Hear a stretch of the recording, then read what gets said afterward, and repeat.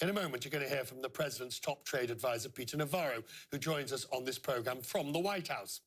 It all comes as the administration has sealed a new agreement, the first major agreement of the Trump administration with South Korea. It's a trade deal that, as talks continue with China, Canada and Mexico. And whilst all the countries continue to lobby for exemptions from the US steel tariffs. It gives me great pleasure now to say good evening and a warm welcome to Peter Navarro, the Director of the White House National Trade Council. Director, thank you for joining us. We have much to... Sir, and I do remember fondly during the campaign being in your wonderful, beautiful studio way back when, so it's good to talk with you again. It is, and we have much to talk about. I think we need to start with an overarching view.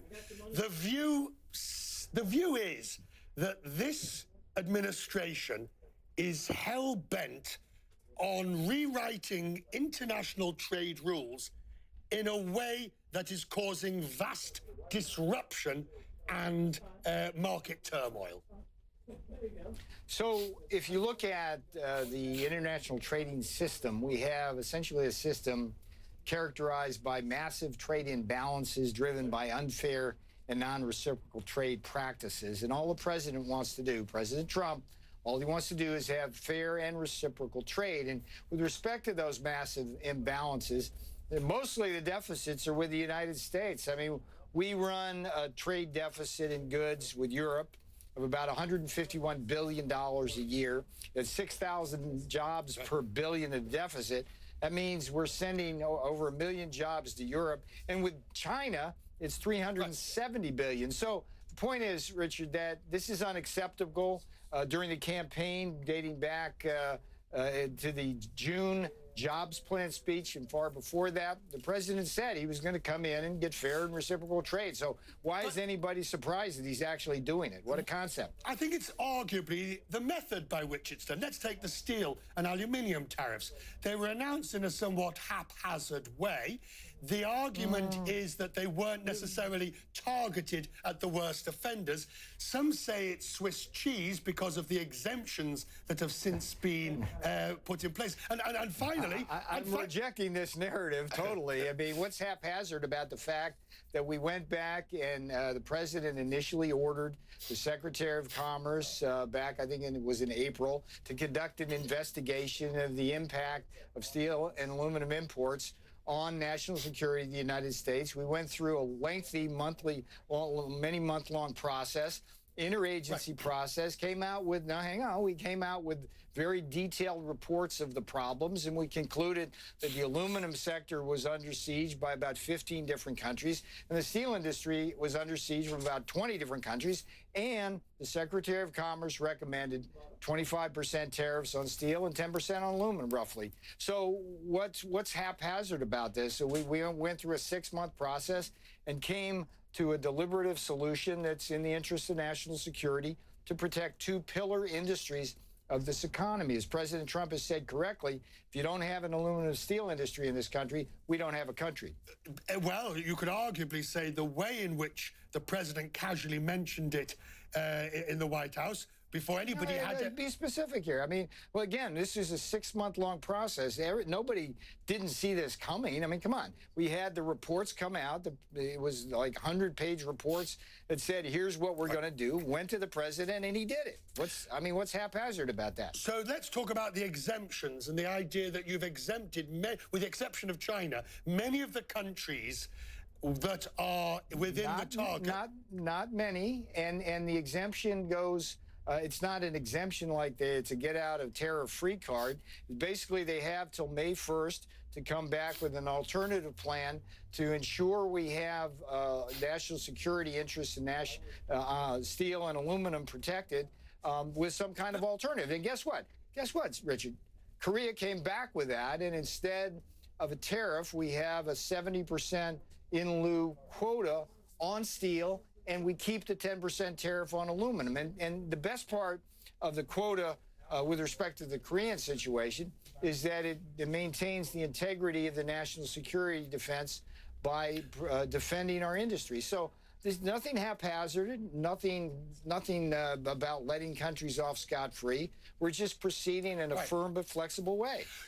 There was a disagreement within the upper echelons of the administration, as you will accept there has been in economics generally, over the introduction not only of these tariffs, but all let's the... separate that. If you're talking about disagreements within Gary Cohn, for example, who didn't agree. So here's the situation here. We have a very healthy atmosphere inside the White House where we have differing points of view, but at the end of the day, once the president hears those points of view, makes a decision, then everybody gets in line, and that's what we do. And that's a very, very healthy process.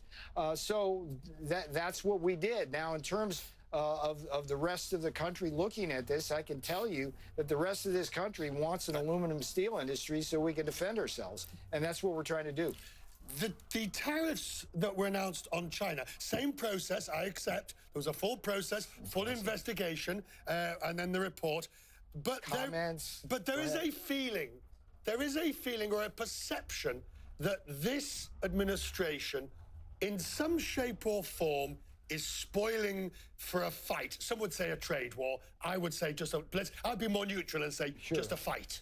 So today, look, Richard, today was historic. A lot of news went on today, but 10, 20 years from now in the history books, this day will be marked as historic because this was one of the first times an American president has ever successfully renegotiated a horrible trade deal. And the president did that. And what it does is it symbolizes how trade peace can come about and bring about fair and reciprocal trade. This was the poster child for trade peace through good negotiations with our allies and partners. What do you not like about this result today, Richard? We've strengthened the economic relationship. We've strengthened the national security relationship. We've defended the workers that work in our factories here in America, and it's all good. Right. Well, I don't want to get too much into the South Korea agreement. Any criticism? Do you find anything wrong with this deal? Well, come on, let's hear it. Let's go for it. Some people suggest that deal is effectively most of the deal is what was agreed with TPP anyway. The vast majority... Are you kidding me? No. It's got nothing to do with TPP. Well, let's go... Hang on. No, hang on. It had already been agreed... Go ahead. Are you kidding me? It's an empty set. It's when you compare that to TPP. What do we do in this agreement today? Well, first of all, we extended the protection for our light truck industry out to 2041. We were about to get hammered by that. Score one for Detroit. We are able now to sell more cars to Korea. We sell one car for every 20 they send us. And why? Is because Korea has these huge non-tariff barriers. So score one for free trade.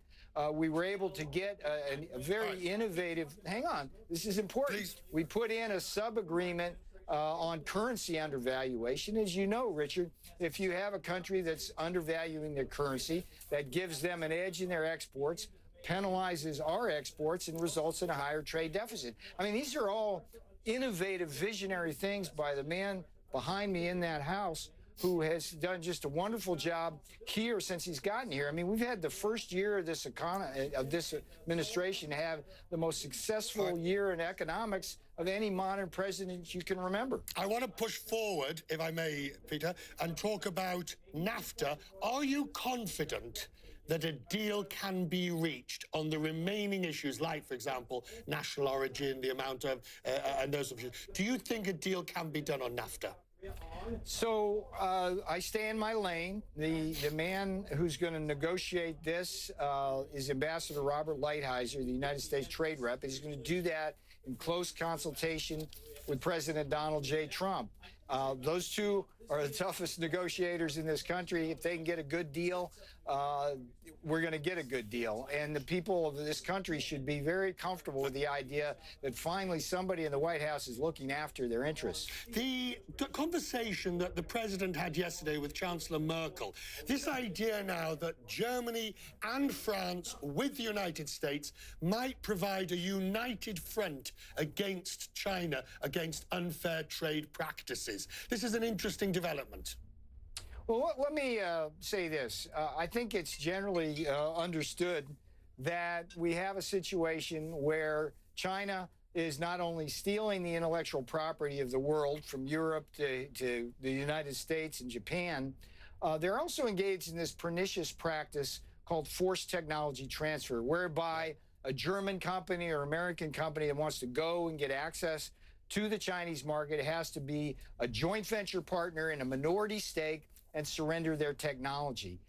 If you look at some of the best studies of that, they actually come out of things like the European Union Chamber of Commerce, the scathing study of that. There's a thing called the Mercator Institute in Berlin. So everybody agrees that China really is getting away with murder on intellectual property. And yes, we're working really hard with our allies and partners to have a united front on this issue. And this is, again, an example of how President Trump shows leadership, not just here in the U.S., but in the international environment.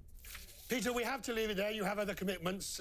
I could go much longer. So I merely ask for an understanding between us that you'll come back again in the future. You know, I love talking to you during the campaign. This has been a very pleasurable experience, and hopefully someday I can get back up in your studio, although this isn't a bad digs here either. Maybe I'll come down to your digs and you can... Hey, that'd be great. Good to see you, Peter. Thank you very much indeed. Bye-bye.